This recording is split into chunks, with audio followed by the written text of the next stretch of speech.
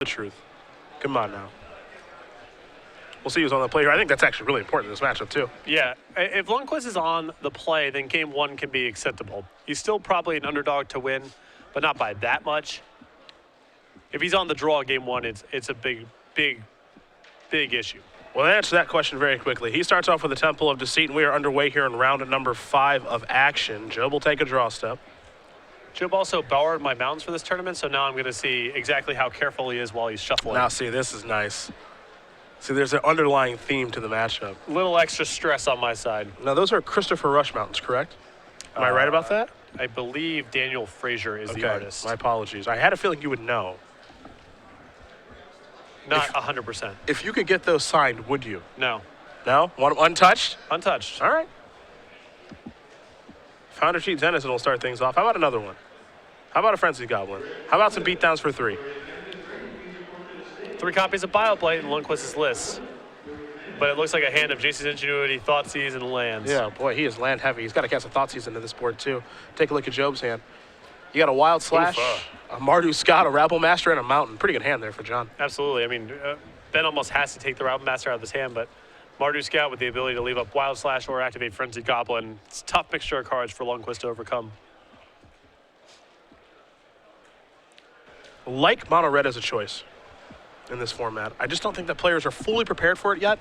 There are, of course, a lot of good options against the deck, but it hasn't broken through and drawn enough attention to itself to, I think, warrant anyone making any drastic changes. Well, Mono Red does catch a lot of splash damage in this format. Bioblight and Drown in Sorrow, people are not putting them in their sideboards or main decks to beat Mono Red, but the cards are very good. Siege Rhino, Corsair Crewfix, there's some commonly played cards that are problematic, but the deck's got a lot going for it. Bioblight the draw step, timely there for Ben, as he did take 8 last turn. Will be taking 8 this turn, but he has found a removal spell. Yeah, it had to be basically this turn for Ben to have some sort of shot. Gonna be tough though. Mardu Scout, very problematic in this spot. A lot of damage, and it avoids Crux of Fate, so that's not a draw for Lundquist here either. There's a Swamp for Ben. Couple of Deltas in hand, Jason's Ingenuity. There's a Wild Slash that's going upstairs. Bioblight will take care of these Founder Denizens now while he can. So Lundquist is going to go down to 6. Job's still at 20. He'll untap and draw. We know he's got Mardu Scout in hand. Didn't get a great look at what he drew. But he will dash this Mardu Scout yet again. Hoping that it's good. Looks like it is. Here's an attack for 4. Lundquist is going to go down to 2. Pass the turn back. Looks like the draw for Job last turn was a Lightning Strike. Perilous Vault to draw here for Ben. A bit on the slow side. Yeah, alongside the Jason's Ingenuity, the Thoughtseize you've seen cast. This is the problems for Blue-Black Control game 1.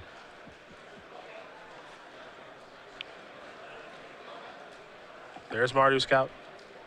Ben is going to concede the game. Jonathan Job is going to win game number 1 here over Ben Lundquist. Mono Red Aggro very quickly up a game against Blue-Black Control. That's how Job likes it. There it is, right there. I mean, Lundquist with a pretty slow start there. Didn't draw his 1-main deck, Drown in Sorrow, and Job with a very solid draw. Sideboard time.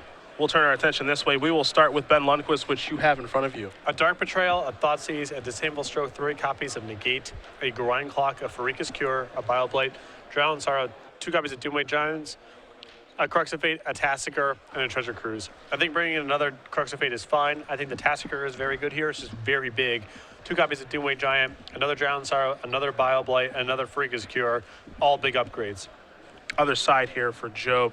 Got 3 Prophetic Flame Speakers, 3 Eidolon of the Great Revel, 2 Peak Eruption, 3 copies of the Mighty Forge Devil. Oh, Mirror Match Technology. A Harness by Force, 2 Arc Lightnings, and a Scouring Sands, a card we've already seen earlier today be very, very good against Ivan Jen. What do we like here? I really like the 3 copies of Eidolon of the Great Revel. Even if it triggers once, it's a pretty big success. And Prophetic Flame Speaker, very solid in Drown in Sorrow matchups, because it doesn't die to Drown in Sorrow, and if your opponent taps out for Drown in Sorrow and you get to untap with Prophetic Flame Sweeper, you can do a lot to undo the damage of the sweeper. I am really hoping that that card finds a home at some point. I think in the sideboard of Mono Red Aggro in Standard right now, it makes a ton of sense. Just a sweet card. You don't have to do anything crazy with it, you know, like make it 10 power or something like that. It can just be a nice little card advantage engine. Yep. When I saw it in the sideboard of the list from Houston last week, I don't remember the pilot's name, but it was a top 16 finish. I said, that makes a lot of sense. Totally understand why you would want that card. Sure. It can be a game winner all by itself. So We'll see if Job does bring that in this particular matchup here against Ben, as he is up a game very quickly. Ben will be on the play for game number 2. And we'll talk about the winter collection here at Star City Games. New sleeves, new play mats, new dice bags. Yeah, the gang's all here. The Mammoth, the Rat, the Wolf, and the Turtle Witness, all available on card sleeves, play mats, and dice bags. Head over to StarCityGames.com/creature collection to order your items today, or just head over to the dealer booth at any Star City Games Open or Grand Prix we run a booth at. Those things are adorable. Yep. We got the Wolf pin on, February game night. Yep. I bet you next month, I'm just working with no insider information here, it's going to be the Rat. Seems like a reasonable guess. That's my guess, because we've already done the Mammoth, and I don't know, I just don't have a feeling Eternal Witness is going to make an appearance just yet. Seems like more of an April thing. Probably way wrong about that, but we'll see for March's game night. But the winter collection is sweet. I know a lot of people have liked Eternal Witness, and you know, whoever thought of these ideas, these little puns and cool sleeves, pretty smart person. I think so, yeah. For a while, Star City put a lot of emphasis on the animal puns. That's really good design space. As it turns out, people are excited just to get cute animals on things in general. It's wide open design space. You can do anything you want with that. Job just really riffling by mountains right now. Yeah, how do you feel about this? Give me a good idea about how you feel about the way he's treating these lands here. Is he double sleeved? Probably not. I would guess no. So the value of your card going down with every shuffle. It's really hard to justify double sleeving the old Foundry Street Denizen, Goblin Heel Cutter, Mardu Scout, Wild Slash deck. Unless, you care about your friend's possessions. Which I think he's made very clear how he feels. Yeah. There is the Arabian Nights Mountain, which you have 20 of, I think? More than 20. Job only needed 20. Okay. We were able to hook him up. So you were so willing to give cards to a friend of yours so they could bend them on camera. Yep. Well, if that's not friendship, I don't know what is. Time-honored tradition of turning the knife, Yeah, would you do that for me? Oh, easily. Have you seen me riffle cards? Yes. You don't want to. I can be brutal. The worst was definitely Brian Kibler. Loaning him cards is see, that's your own fault. I loaned him. There are videos of him on the internet doing things to cards. You deserve that if you loan him cards. I loaned him an Underground Sea for a Legacy Grand Prix, and then I failed to do well in the back half of day 2, and then just went by a match where Brian was playing, just destroying, just going to town on my Underground Sea. I have no sorrow for you, no pity whatsoever. You give Brian Kibler a card, you let him borrow a card, you might as well just say keep the card. He's loaned me plenty of stuff. Between friends is a small thing, but that was tough to watch. His cards cry for help when they're shuffled. That's true. It's really tough to watch. Particularly when it's your own Underground Sea. Yep. Just like these mountains. And I hope what happens here is maybe Ben gives Job's deck a hearty shuffle here, knowing what's going to happen. Yeah. Maybe that's what will occur next. Just a lot riding on this match for me in a number of respects. 2 friends of mine. And 20 mountains of yours. 20 mountains. Not especially cheap mountains. I know those Arabian Nights mountains, they do not come cheap. I know you like them a lot. But they all, in Job's defense here, they all are pretty played at this point. I would assume as much. I don't have any near mints left, that's for sure. I would assume. Dismal Backwater is going to start it up. Ben's at 21. Joe will draw. There is one of those mountains. Here's a Foundry Street Denizen. Pass the turn back. Dissolve the draw.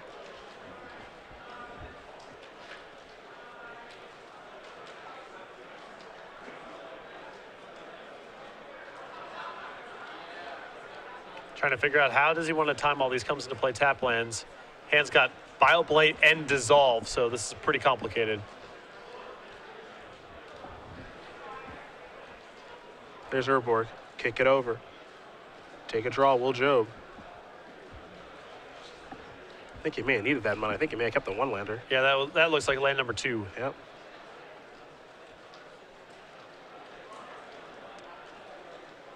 Swift Spear. Attack step. Perhaps a Bile Blight. Well, if Ben was willing to play his untapped land here on turn 2, I would imagine he's planning on Bile Blighting, boom or bust, even if this is the best he can get for it. He'll go after the Denizen. Leave the Swiss Spear alive, take a point of damage. Follow up, Denizen. Good sequencing by Job. Pass that turn back, Island the draw, timely. That allows Ben to play a Dissolve. He'll pass the turn back over to Job. Job will draw. Mountain.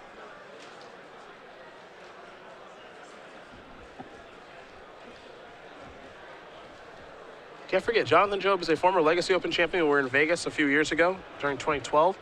Also an invitational top 8 competitor when we were in Los Angeles during 2012. Same is true of Lundquist, an Open Series champion and an invitational top 8 competitor. Yep. Solid resumes for both players. As now here is the mighty heel kata. It's going to be dashed, so I'm sure Ben is wondering if he can counter that. Or if he would want to. Touche. I think he's just got to keep things off the board.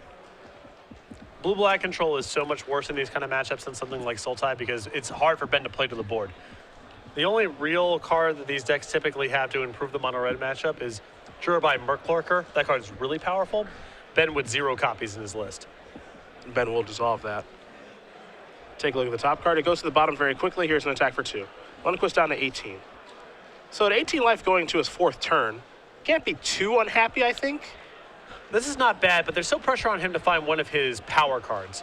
And I think that Drown in Sorrow is his top card, and that certainly qualifies. He's going to leave that card on top. He'll pass the turn back over to Job. Job will untap his 2 cards. He'll take a draw.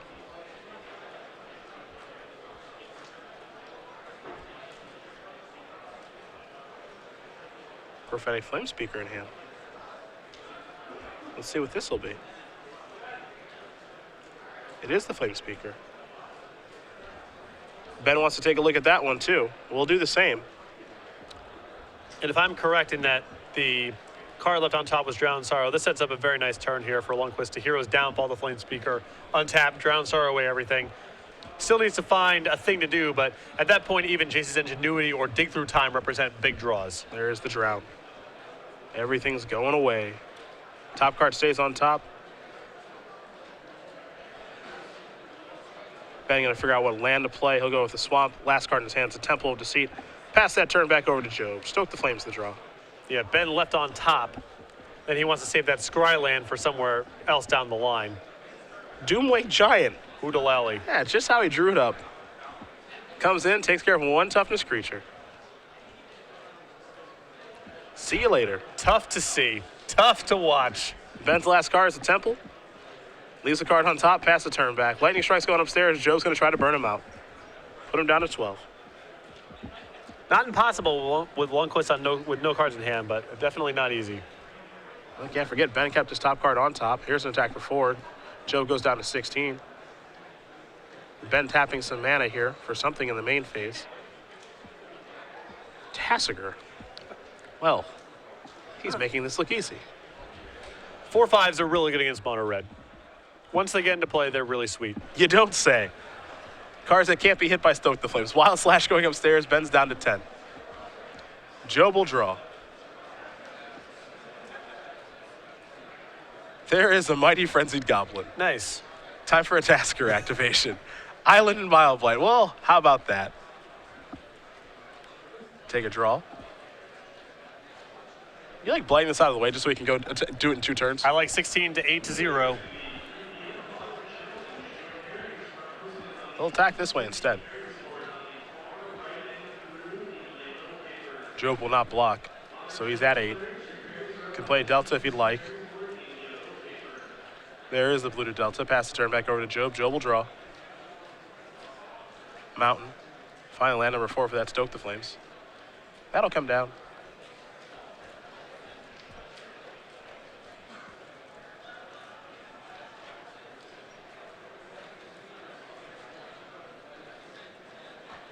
There's the Blight.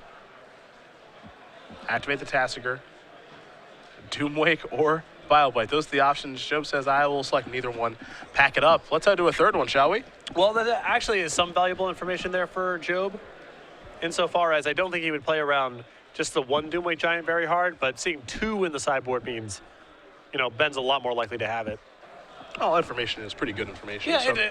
when my opponent has a one of, or something that I suspect is a one of, normally doesn't influence how I'm playing very much. It's one of those, if I can afford to play around it sort of deals, then I will, but I'm not going to go out of my way. With the second copy, then it starts entering, all right, I'm going to go out of my way to try to play around this. Well, a little information out the door there. Oh, if you're Job, you got to be happy because Game 3 is going to be on the play. That's a good spot to be in, too. For sure. But you can tell Ben with a lot of good action in the sideboard here. Doomweight Giants, Tassikers, Bio Blights, Drown in Sorrows, a good recipe. Plenty of good options. We'll see if Ben's able to draw them or if Job is able to get the job done very quickly in Game 3 here in just a second. But we will talk about Season 2 of the Open Series. It's a shorter one, but we'll kick it off in Syracuse. We have Syracuse, Providence, Cleveland, and Seattle, which will all be standard opens. We, after Seattle, which your hometown, we're going to be going to Dallas. Our one Legacy Open of Season 2 in Worcester, Massachusetts. And then the Season 2 Invitational in Columbus, Ohio. Modern and standard as the invitational formats, with a modern 2-day Open Series attached. June 5th through 7th, tied to the Origins Game Fair. Me, you, and Matthias in the booth. Going to be a sweet set of dates, but it is a shorter season. It'll take us into the middle of the year, into June, working our way towards July. It'll be here before we know it. We know that. If last year was any indication, this year is going to go by pretty fast, too. Yes. Every weekend full of purpose. If it's a show, that's something that's noteworthy, and if it's not a show, that's also something that's what a delight. Right. Doing nothing for two and a half days is wonderful. They say time moves fast when you get older. They're not kidding. You're, what, 27? 28, turned 29 in 2 weeks. Yeah. Not really that old. Pretty old, dude. Pretty old. Life's passing me by, moving right along. Not as old as you. Won't reveal your age on air. Too nice to do that. Really? But I'm not that you're old. old. And I'm an old soul anyway. It doesn't really matter to me too much. It's true. Benjamin Button really resonated with me. It's like because I look pretty young for my age, or I have historically. So. Oh, a 60-year-old who looks like he's 19? Yeah. Nice. I totally get this. Nice. Haven't seen that one. Heard it was good, though. It's fine. Good way to kill a couple hours. Sure. It's fine. Not Brad Pitt's crowning achievement. No. I would say no. I wonder what Brad Pitt's best movie is.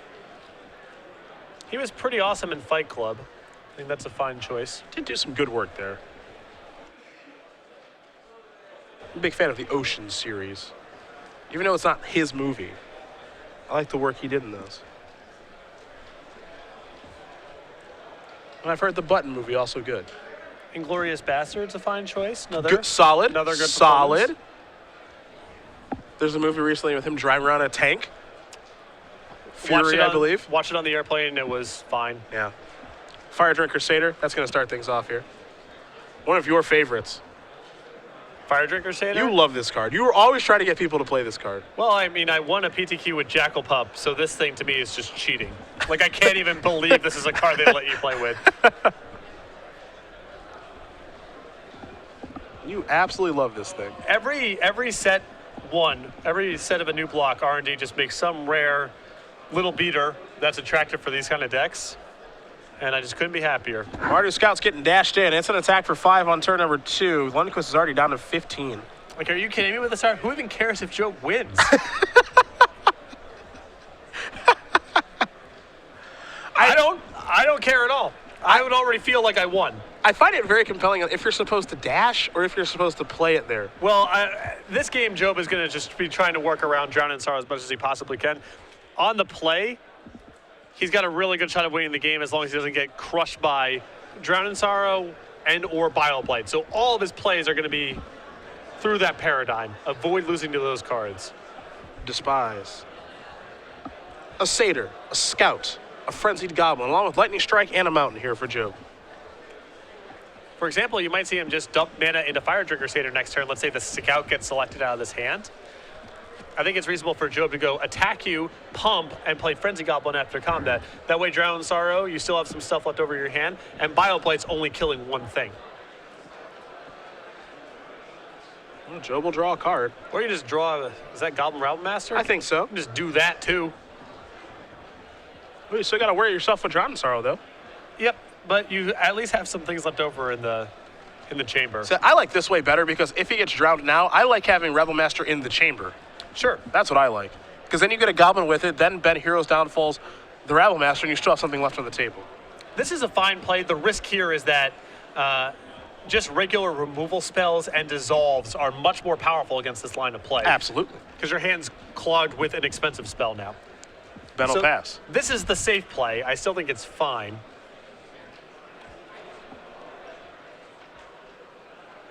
Because now the Fire Drinker Satyr pumping is kind of out the window. Because your opponent has 3 mana, so Bile Blight, Hero's Downfall, what have you are available. So Yeah. I can see where you're coming from. I'm not saying there's no merit to the play that Job made last turn. I think that Goblin Rabble Master is just so awkward in his hand right now, and probably for the rest of the game, that yeah, Drown in Sorrow would have been really bad last turn, but I don't think the Goblin Rabble Master is worth very much at this point. Well, it's just really tough because you have to pick your path. Because what's going to happen here? He's going to attack. Let's say Ben uses a removal spell inside of combat. Are you committing your Rabble Master? Probably not if you're playing around Drown in Sorrow. But what if Ben just takes the hit? You know, Sure. You're playing it post-combat? Probably not. Probably So not. Almost certainly not, actually. You can see now Job's a little jammed up. Like everything's a little bit harder to execute now. Oh, you're just facing an opponent who has mana available. It's tough. And Ben has Hero's Downfall and Bile Blight, so he's going to use the more expensive one. Not much of a surprise there. Joe will get a point of damage across. The follow-up is the other Fire Drinker Satyr. There's a Mountain, pass it back. Lundquist will draw. Dissolve. There's an island. Kick it over. Joe will untap and draw. Still stuck with that Route Master. Picked up a copy of Mardu Scout. An interesting draw step to be sure. Mardu Scout's a great draw here. Because again, Job does not really want to have to commit that Rabble Master to the table. And Ben says, I got to counter this. So there's Dissolve very quickly. Top card goes to the bottom. Job has free reign to attack now. And pump, he will. So 4 points of damage will come across. Lundquist is down to 7. Job willing him away. Getting him low and getting him into burn range. Polluted Delta the draw. Such an important one for these decks, but that 1 point of damage actually matters in this matchup. It does, but land number 5 untapped is the big one because it allows Lundquist to both cast Bile Blight and Dissolve, which is a lot of protection. Eidolon the Great Revel the draw. Here's the attack. There's a Bile Blight. Looks like 1 damage will come across.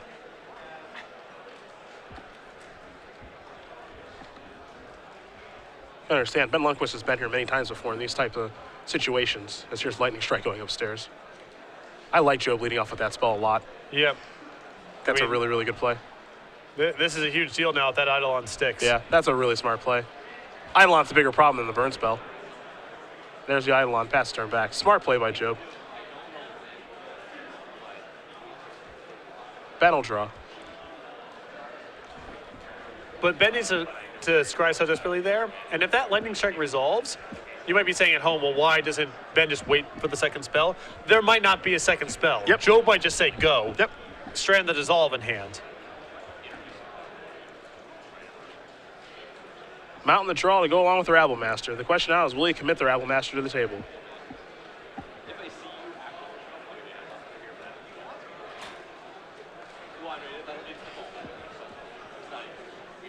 I mean, if it sticks and Lundquist doesn't do anything, it means that Ben goes to 2, and now Drown in Sorrow is no longer now. So it's pretty attractive to cast the Rabble Master here.